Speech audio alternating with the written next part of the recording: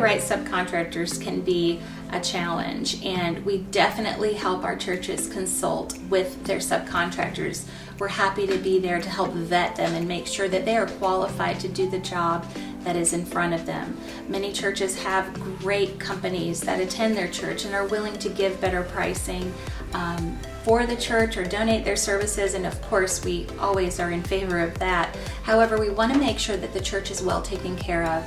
There's nothing worse than getting work done by someone in your church and then having to let them go because either their work is not sufficiently done or they have got a time problem and can't complete it on time. So really making sure that expectations are in front of them, making sure there's no guessing as far as the quality or the experience of the contractor that you're talking to.